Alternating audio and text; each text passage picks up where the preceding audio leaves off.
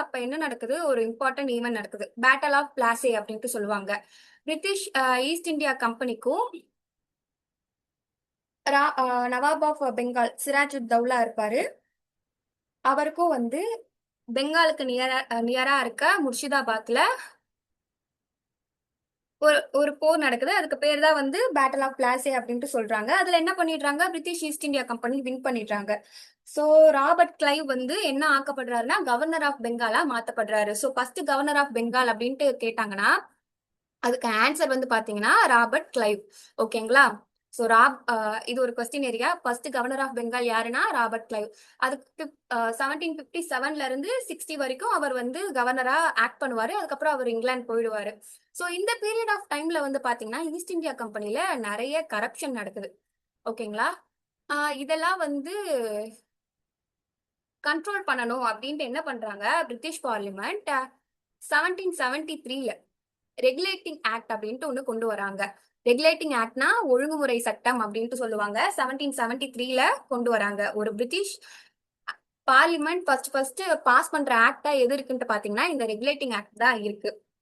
இதுக்காக கொண்டு வராங்க ஈஸ்ட் இந்தியா கம்பெனியோட அஃபேர்ஸை கண்ட்ரோல் பண்ணி மேனேஜ் பண்ணி ரெகுலேட் பண்ணணுன்றதுக்காக கொண்டு வரது தான் இந்த ஈஸ்ட் இந்தியா இந்த ரெகுலேட்டிங் ஆக்ட். ஓகேவா? சோ இப்போ நம்ம பார்த்தோம் ஃபர்ஸ்ட் கவர்னர் ஆஃப் பெங்காலா ராபர்ட் கிளைவ் இருக்காருன்ட்டு. அடுத்தது கவர்னர் அப்பாயிண்ட் பண்ணி ரூல் பண்ணிட்டு தான் வருவாங்க. இந்த ஆக்ட கொண்டு வந்து என்ன அம்மாவா மாத்துறாங்கன்னா கவர்னர் ஆஃப் பெங்கால் இருக்காங்கல்ல அவங்கள கவர்னர் ஜெனரல் ஆஃப் பெங்காலா மாத்திடுறாங்க. அப்படி ஃபர்ஸ்ட் மாத்தும் போது யார் இருக்காங்கன்னு பாத்தீங்கன்னா பேரன் ஹாஸ்டிங்ஸ். அவர் தான் first governor general of Bengal. ஓகேவா? 1773ல இது நடக்குது.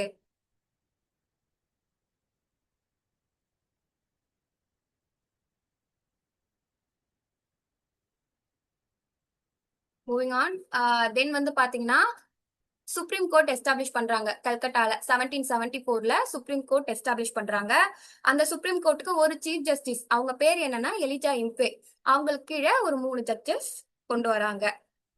அடுத்தது பாத்தீங்கன்னா பிட்ஸ் இந்தியா ஆக்ட் 1784ல கொண்டு வரப்படுது. இப்ப என்ன பண்றாங்க? ஈஸ்ட் இந்தியா கம்பெனிய பிரிட்டிஷ் பொசிஷன் அப்படின்ட்டு சொல்ல ஆரம்பிக்கிறாங்க. அதுக்குன்ட்டு கோர்ட் ஆஃப் டைரக்டர் எஸ்டாப்ளிஷ் பண்ணி போர்ட் ஆஃப் கண்ட்ரோல் வேற எஸ்டாப்ளிஷ் பண்றாங்க. இதுக்கு ஏன் பிட்ஸ் இந்தியா ஆக்ட் அப்படின்ட்டு பேர் வருதுன்னு பாத்தீங்கன்னா அப்ப வந்து யாரு பிரிட்டிஷ் பிரைம் மினிஸ்டரா இருப்பாங்கன்னா வில்லியம் பிட்ஸ் த யங்கர் இருப்பாங்க. அதனால அவரோட பேரே வச்சிடுறாங்க Pitt's India act of 1784. Okay, புரியுதுங்களா? தென் வந்து பாத்தீங்கன்னா சார்ட்டர் ஆக்ட் ஆஃப் 1793. இந்த பிரிட்டிஷ் ஈஸ்ட் இந்தியா கம்பெனி 1600ல எஸ்டாப்ளிஷ் பண்ணிருக்கோம்ட்டு பார்த்தோம்ல. சோ இது வந்து எப்படின்னா ஒரு ராயல் சார்ட்டர் ஒன்னு போட்டிருப்பாங்க 1600ல. இந்த மாதிரி 20 வருஷத்துக்கு 20 வருஷம் நீங்க ரெனியூ பண்ணிட்டு தான் இருக்கணும் அப்படின்ற மாதிரி போட்டிருப்பாங்க. இந்த சார்ட்டர் ஆக்ட் ஆஃப் 1793ல என்ன பண்றாங்க? இந்த மோனோபாலி ட்ரேட் பண்ணிட்டு இருக்கீங்களா, இது இன்னும் ஒரு 20 வருஷத்துக்கு நீங்க கண்டினியூ பண்ணிக்கலாம். ஆனா என்ன பண்ணணும்? கம்பெனி வந்து பர் ஆனம் 5 lakhs வந்து பே பண்ணணும் பிரிட்டிஷ் கவர்மெண்ட்டுக்கு அப்படின்ட்டு மட்டும் தான் போடுறாங்க. அடுத்தது பாத்தீங்கன்னா ஒரு 20 வருஷம் கரெக்டா சொன்னோம்ல, 20 வருஷம் ஒன்னு ரெனியூ பண்ணுவாங்க. 20 வருஷத்துக்கு அப்புறம் 1813ல பாத்தீங்கன்னா மோனோபாலியை என் பண்ணிடுறாங்க. சோ ட்ரேட வந்து எல்லா பிரிட்டிஷ் சிட்டிசனுக்கும் ஓபன் பண்ணிடுறாங்க. டீ ட்ரேடு அப்புறம் ட்ரேட் வித் சைனாவை தவிர எல்லா ட்ரேடும் பண்ணலாம் அப்படின்ட்டு பிரிட்டிஷ் சிட்டிசனுக்கு கொடுக்குறாங்க. ஓகேங்களா?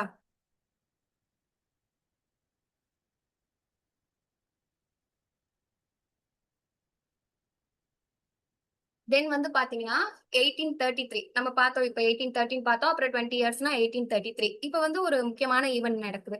என்னன்னா ரெகுலேட்டிங் ஆக்ட் மூலயமா கவர்னர் ஆஃப் பெங்கால கவர்னர் ஜெனரல் ஆஃப் பெங்காலா மாத்துறாங்க.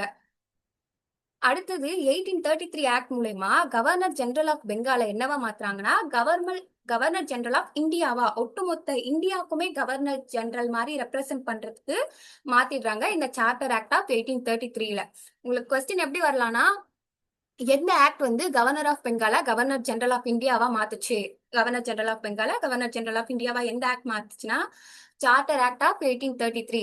அப்படி மாத்தும் போது ஃபர்ஸ்ட் யார் கவர்னர் ஜெனரல் ஆஃப் இந்தியாவா மாறுறாருன்னு பாத்தீங்கன்னா வில்லியம் பென்டிக். ஓகேங்களா? இங்க என்ன நடக்குதுன்னு பாத்தீங்கன்னா சென்ட்ரலைசேஷன் நடக்குது. அப்படி என்னன்னா அவங்களுக்கு இப்ப பிரிட்டிஷோட ஆட்சி காலத்துல ஒரு 3 ஏரியா முக்கியமான ஏரியாவா இருந்துச்சு. எதுன்ட்டு பாத்தீங்கன்னா பெங்கால், அப்புறம் பாம்பே, அதுக்கப்புறம் வந்து பாத்தீங்கன்னா மெட்ராஸ். ஓகேங்களா? சோ மூணுத்துக்கும் கவர்னர் அப்பாயிண்ட் பண்ணி தான் ரூல் பண்ணிட்டு வந்தாங்க.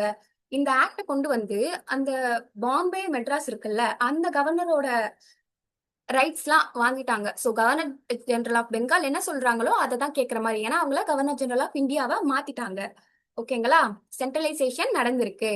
அடுத்தது வந்து பாத்தீங்கன்னா சார்ட்டர் ஆக்ட் ஆஃப் 1853. சோ இதுல வந்து பாத்தீங்கன்னா சிவில் சர்வீஸ் எக்ஸாமினேஷனை இன்ட்ரடியூஸ் பண்றாங்க. கவர்னர் கவுன்சில ரெண்டா பிரிக்கிறாங்க. எக்ஸிகியூட்டிவ் தனியா, லெஜிஸ்லேட்டிவ் தனியா அப்படின்ட்டு கவர்னர் கவுன்சில ரெண்டா பிரிக்கிறாங்க. சார்ட்டர் ஆக்ட் ஆஃப் 1853ல. அடுத்தது வந்து பாத்தீங்கன்னா கவர்மெண்ட் ஆஃப் இந்தியா ஆக்ட் 1858. இப்ப வந்து பாத்தீங்கன்னா இதுக்கு முன்னாடி ஒரு ஈவென்ட் நடந்திருக்கும். அது என்ன சொல்லுங்க? 1857ல நடந்திருக்கும்.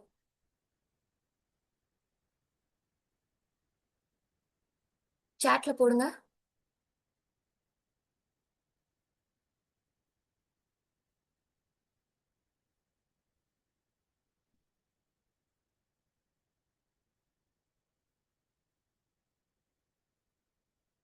யாருக்கா தெரியுதா? 1857ல ஒரு முக்கியமான ஈவென்ட் நடக்கும்.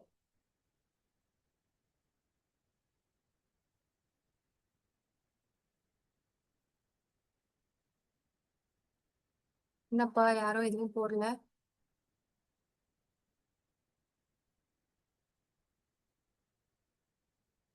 ஓகே. சரி, அட்லீஸ்ட் கிளாஸ்ல இருக்கீங்களா? அதுக்காச்சும் எஸ்ஆர் நோவா போடுங்க. நானே சொல்றேன். இல்ல மேம். ஓகே, பரவாயில்ல. தெரிலன்ட்டாச்சும் சொல்றீங்களே. ஓகே. ஸோ 1857ல என்ன நடக்கும்னா great revolt of great revolt நடக்கும். கிரேட் ரிவால்ட் ஆஃப் 1857 இண்டிபெண்டன்ஸ் ஆக்டுக்கு ஒரு முன்னோடியா இருந்தது இந்த கிரேட் ரிவால்ட் ஆஃப் 1857 தான்ட்டு சொல்லுவாங்க.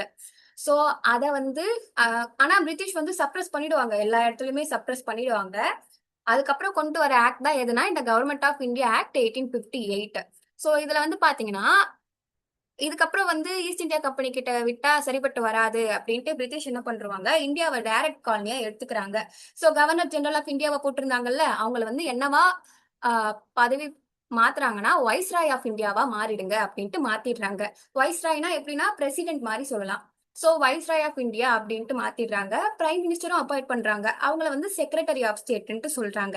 அப்ப ஃபர்ஸ்ட் வைஸ்ராய் ஆஃப் இந்தியா யார் இருக்காங்கன்ட்டு பாத்தீங்கன்னா லார்ட் கேனிங் இருக்காங்க.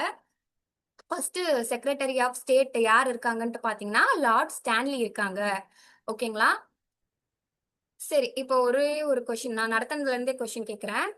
இப்போ என்னதுன்னா எந்த ஆக்ட் மூலயமா கவர்னர் ஜெனரல் ஆஃப் பெங்கால் வந்து கவர்னர் ஜெனரல் ஆஃப் இந்தியாவா மாத்துறாங்க? சொல்லுங்க. இப்பதான் பார்த்தோம். கவர்னர் ஜெனரல் ஆஃப் பெங்கால கவர்னர் ஜெனரல் ஆஃப் இந்தியாவா ஒரு ஆக்ட் கொண்டு வந்து மாத்துறாங்க. சார்ட்டர் ஆக்ட் கொண்டு வராங்க. ஓகேங்களா? அது எந்த இயர்? 1533. ஓகே. ஓகே, பரவாயில்ல, கவனிக்கிறீங்க. சரி, ஓகே, சூப்பர். ஓகேங்களா? அடுத்தது வந்து பாத்தீங்கன்னா இந்தியன் கவுன்சில் ஆக்ட் ஆஃப் 1861 கொண்டு வராங்க. ஸோ லெஜிஸ்லேட்டிவ் கவுன்சில்ல 3 இந்தியன்ஸ் ஆட் பண்றாங்க. இப்ப டீசென்ட்ரலைசேஷன் நடக்குது. நம்ம பார்த்தோம் சென்ட்ரலைசேஷன் நடந்தது. அந்த கவர்னர் ஆஃப் பெங்கால ஜெனரல் ஆஃப் இந்தியாவா மாத்தும் போது சென்ட்ரலைசேஷன் நடந்ததா? இங்க அப்படியே டீசென்ட்ரலைசேஷன். கவர்னர் ஆஃப் மெட்ராஸ்க்கும் பாம்பேக்கும் அவங்களோட லெஜிஸ்லேட்டிவ் பவரை திருப்பி கொடுத்துடுறாங்க. ஓகேங்களா?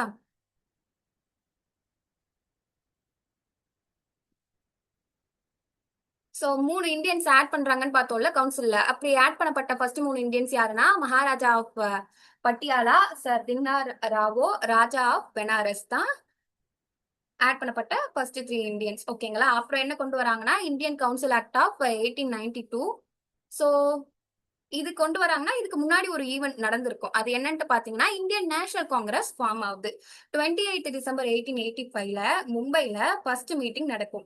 அந்த ஃபர்ஸ்ட் மீட்டிங்க்கு பிரசிடென்ட் யாருன்ட்டு பாத்தீங்கன்னா WC பானர்ஜி. இது ரெண்டுமே question area. So Indian national Congress எப்போ ஃபார்ம் ஆகுது? 28 டிசம்பர் 1885 மும்பைல. ஸோ ஃபர்ஸ்ட் பிரசிடென்டா யார் இருக்காங்கன்ட்டு பாத்தீங்கன்னா WC பானர்ஜி. அடுத்தது வந்து பாத்தீங்கன்னா இந்தியன் கவுன்சில் ஆக்ட் ஆஃப் 1909. இது ரொம்பவே இம்பார்ட்டன்ட். இதை வந்து என்னன்னு சொல்லுவாங்கன்னா மின்டோ மார்லி ரிஃபார்ம் அப்படின்ட்டு சொல்லுவாங்க. Indian council ஆக்ட்னாலும்